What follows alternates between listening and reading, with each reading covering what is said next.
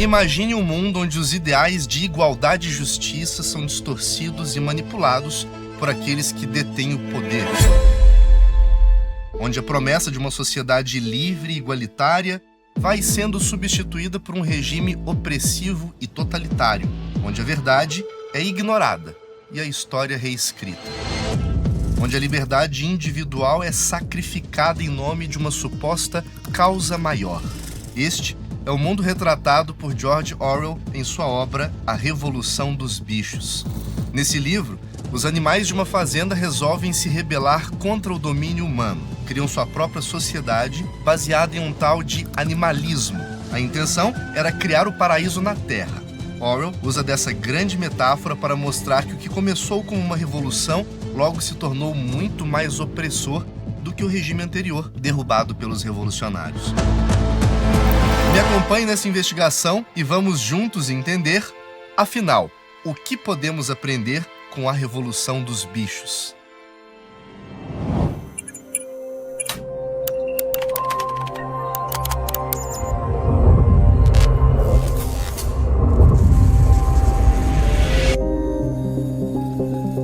Curta este vídeo porque isso nos ajuda a alcançar mais pessoas, ative o sininho para não perder nenhuma novidade e inscreva-se no canal, sempre teremos bons conteúdos por aqui.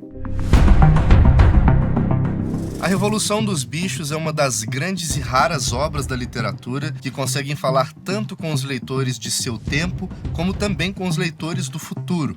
Escrita por George Orwell e publicada em 1945, essa fábula moderna tem o nítido objetivo de criticar a União Soviética de Joseph Stalin. Assim como no livro 1984, sobre o qual nós já fizemos uma análise, Orwell trata de temas que permanecem relevantes em qualquer época e que nos permitem traçar paralelos surpreendentes entre a realidade e a metáfora retratada na história. O autor do nosso livro era um socialista desiludido quando escreveu A Revolução dos Bichos. Ele viajou para a Espanha em 1936 para cobrir a Guerra Civil Espanhola como jornalista. Orwell logo se juntou às milícias do Partido Operário de Unificação Marxista, que estava lutando contra o exército de Francisco Franco. Orwell testemunhou em primeira mão as tensões e conflitos dentro do movimento socialista e viu a repressão violenta que o Partido Comunista Espanhol, apoiado pela União Soviética de Stalin, exercia contra todos os outros movimentos socialistas. Foi durante esse conflito que Orwell percebeu que os ideais socialistas podiam ser corrompidos e usados para justificar a opressão e a violência. Essa experiência o levou a se tornar cada vez mais crítico de Joseph Stalin e do totalitarismo em geral. Apesar de sua desilusão, Orwell permaneceu comprometido com os ideais socialistas democráticos, ainda acreditando ser possível uma forma de socialismo que enfatizava a liberdade individual, a democracia e a justiça social. Para ele, o socialismo era o meio de se criar uma sociedade mais igualitária e justa, mesmo que existissem evidências do perigo desse sistema levar a um regime totalitário. Essa tensão entre os ideais socialistas e a realidade do totalitarismo que se instaurou em diversos países durante o século XX é o tema central em suas obras mais famosas, incluindo A Revolução dos Bichos. Vamos agora conhecer os personagens dessa obra. Quem idealiza a revolução é o Porco Major, representando tanto Karl Marx como também Lenin. Ele convoca os bichos da Granja Solar para uma revolução. Queriam expulsar o humano que era dono da fazenda, o Sr. Jones. Aqui vemos uma figura do imperador da Rússia, o czar Nicolau II. Com a morte de Major e o sucesso da revolução, dois outros porcos assumem o poder. Napoleão, representando Stalin, e Bola de Neve, representando Trotsky. Desse ponto em diante, a história do livro passa a seguir o roteiro dos eventos históricos que ocorreram na União Soviética.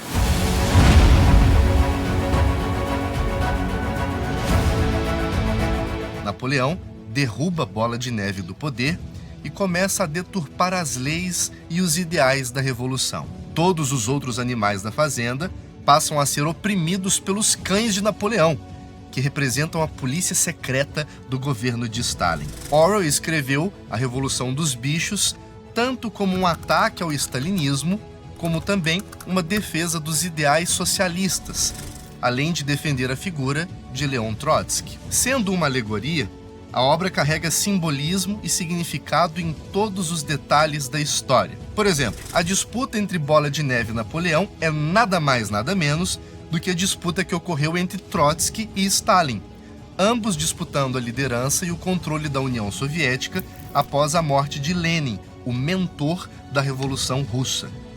Desde o início da história, fica clara a mensagem de que Bola de Neve era um líder muito melhor e verdadeiramente fiel aos ideais da Revolução, enquanto Napoleão buscava somente o poder.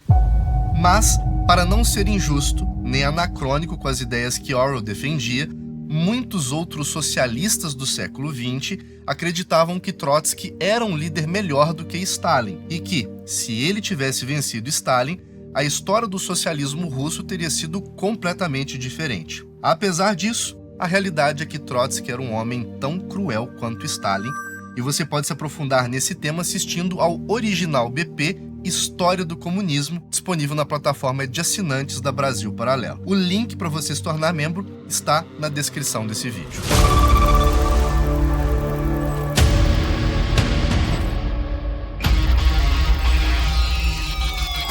Apesar da intenção de defender Trotsky por meio de seu retrato ficcional no porco Bola de Neve, Orwell também construiu diversos outros personagens interessantes, onde buscou estabelecer paralelos simbólicos com a realidade. Primeiramente, temos o cavalo Sansão, um animal de bom coração e uma força incomparável, extremamente trabalhador e, ao mesmo tempo, completamente cego pelas promessas de Napoleão. Ele trabalhou durante toda a sua vida e agora, já velho, aguardava ansiosamente a sua aposentadoria.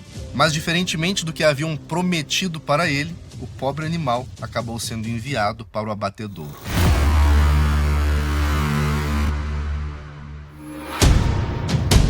Na metáfora da obra, Sansão é a representação do povo, das pessoas que trabalham e se dedicam durante toda a vida na espera de desfrutarem das lindas promessas que nunca se concretizam dentro de um sistema socialista. Do mesmo modo que Sansão é enganado, usado e depois descartado por Napoleão, um povo também pode sofrer nas mãos de um líder político ao acreditar cegamente em suas promessas. Outro personagem que enriquece o enredo da Revolução dos Bichos e expressa o drama do próprio autor com a história é o burro Benjamin. Benjamin é um dos poucos da fazenda que aprendeu a ler. Apesar de sua habilidade, ele se comporta de maneira neutra, não tomando posição diante de conflitos, sequer a favor de si mesmo. Benjamin era inteligente e percebia a maldade dos porcos, mas sua atitude imparcial permitiu que Napoleão e os outros porcos governassem de maneira tirânica os outros animais da fazenda. Benjamin era também o melhor amigo de Sansão e talvez o único capaz de evitar o cruel destino do cavalo, mas sua atitude tolerante com o mal fez com que ele deixasse seu melhor amigo morrer. George Orwell personificou em Benjamin sua desilusão e insegurança em relação às suas crenças socialistas. Benjamin representa o debate moral que o autor carregava dentro de si. Por que os ideais de uma revolução são deturpados?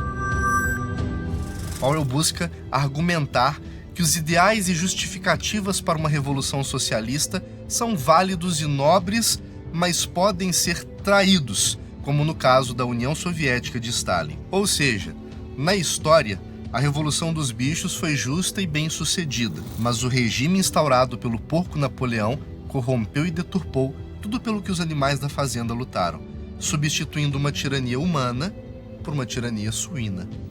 A traição dos ideais revolucionários é expressa no modo como Napoleão modificou os mandamentos do animalismo. Antes, as regras haviam sido idealizadas da seguinte forma: qualquer coisa que ande sobre 2 pernas é inimigo. Qualquer coisa que ande sobre 4 pernas ou tenha asas é amigo. Nenhum animal usará roupas. Nenhum animal dormirá em cama. Nenhum animal beberá álcool. Nenhum animal matará outro animal. Todos os animais são iguais. Todos os mandamentos do animalismo podem ser resumidos assim: 4 pernas bom, 2 pernas ruim. Com o decorrer da história, Napoleão e os outros porcos começam a desenvolver uma série de comportamentos cada vez mais parecidos com os dos humanos, como, por exemplo, morar na casa do Sr. Jones, dormir nas camas da casa e beber bebidas alcoólicas. Para justificar sua mudança de postura, eles fazem uma série de modificações nos mandamentos do animalismo. Primeiro, abolindo as 3 primeiras regras.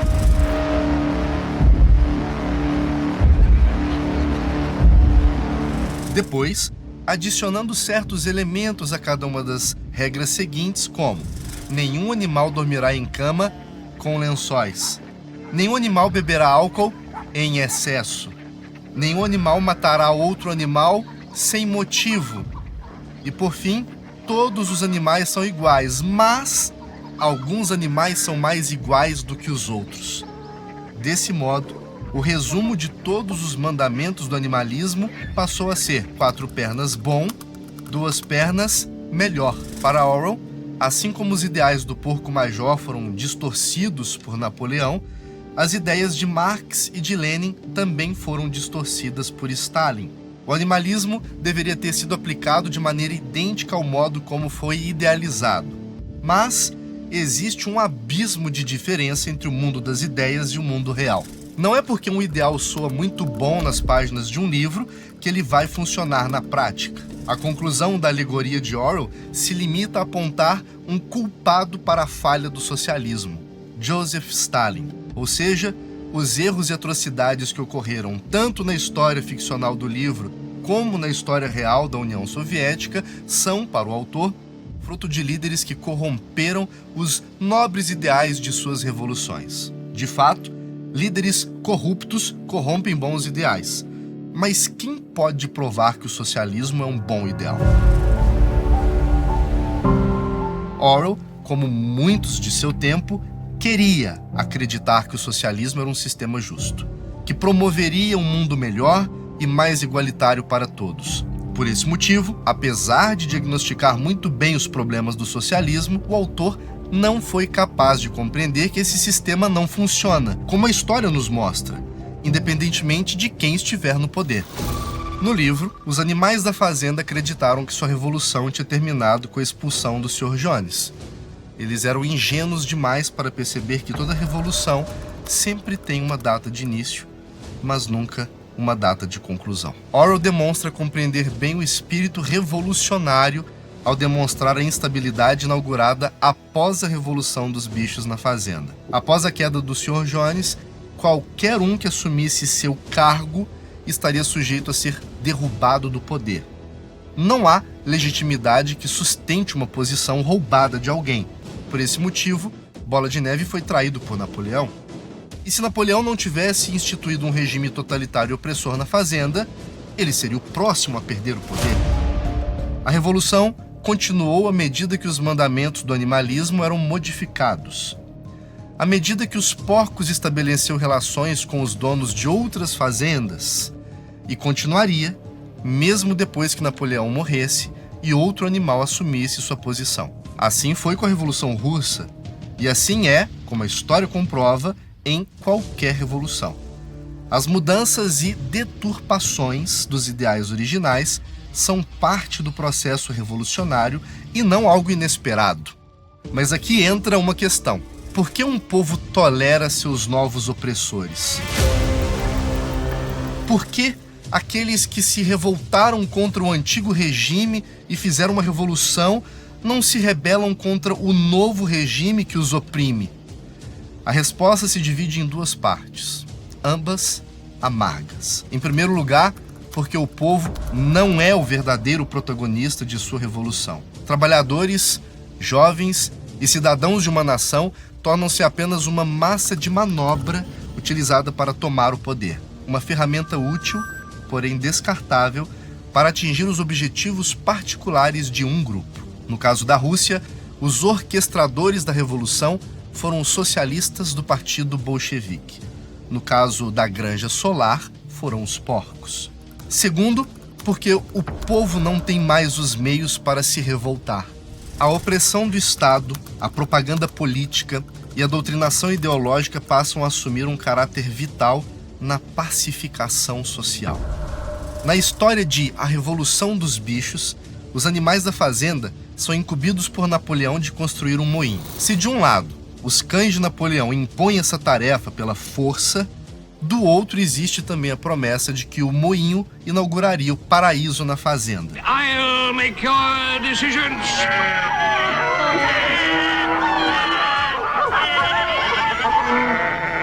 Let me show you my plan for Animal Farm. Napoleão alegava que essa construção reduziria a carga de trabalho dos animais e proporcionaria eletricidade para a fazenda. A construção do moinho enfrentou vários contratempos, incluindo a suposta sabotagem de Bola de Neve, que havia sido exilado por Napoleão. Apesar dos desafios e do trabalho árduo, o moinho é destruído várias vezes, seja por tempestades ou por ataques dos donos das fazendas vizinhas. Cada vez que a construção é destruída, Napoleão insiste que ela seja reconstruída, exigindo mais trabalho e sacrifícios dos animais. Essa construção interminável exemplifica a exploração, a propaganda e a doutrinação que Napoleão usa para manipular todos os animais da fazenda.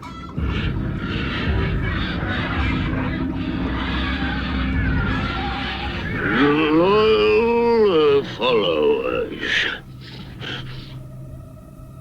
On farms owned and operated by pigs, there is order and discipline. This will encourage you to make your lower animals work even harder and eat even less. No final do livro, o moinho inacabado serve como símbolo para a utopia comunista. Uma promessa que continua a ser vendida para todos, mas que, independentemente do líder que esteja no poder, jamais se tornará realidade. Aproveite para assistir aqui em nosso canal a análise do livro 1984, outro clássico de George Orwell, que citamos neste programa, e há também um episódio sobre a obra O Processo, de Franz Kafka, cujo enredo distópico também se confunde com a realidade de algumas sociedades. George Orwell nos alertou: quando a linguagem é empobrecida, a capacidade de pensar e resistir também diminui. E se essa história te faz refletir sobre a importância de ter um repertório sólido para não ser manipulado pelas narrativas do presente, a Brasil Paralelo é o seu lugar. E se você, mais do que isso, é um fã de George Orwell ou gostou de ter contato com esta obra dele, saiba que você pode ouvi-la integralmente no Teller. Ao se tornar membro, você garante acesso imediato ao nosso aplicativo de audiolivros, que é o Teller. Lá você entrará em contato com as ideias das mentes mais brilhantes do mundo. George Orwell está lá. Poderá ouvir também a sabedoria de Chesterton, a profundidade de Platão e a genialidade de Machado de Assis. Tudo isso enquanto você caminha, dirige, se exercita ou realiza suas tarefas diárias. Então, meu convite para você é: transforme esses momentos em um verdadeiro play diário de inteligência. E esse livro do Orwell que nós mencionamos nesse episódio já está disponível, você pode ouvi-lo hoje mesmo. Estamos liberando uma condição única para você aproveitar. É o plano mensal da Brasil Paralelo. Agora você pode assinar a BP sem comprometer o limite do seu cartão de crédito e garantir o Teller no seu celular ainda hoje. Se você já é membro, seu acesso ao Teller está garantido. Se ainda não é, clique no link na descrição ou aponte a sua câmera para o QR Code que está aparecendo aqui na tela. É o seu apoio que financia a nossa missão de levar bons valores, ideias e sentimentos para o coração de todos os brasileiros. Nós não recebemos um único centavo de dinheiro público. Assine, baixe o Teller e recupere o controle da sua formação cultural hoje mesmo. Nós contamos com você. Muito obrigado e até breve.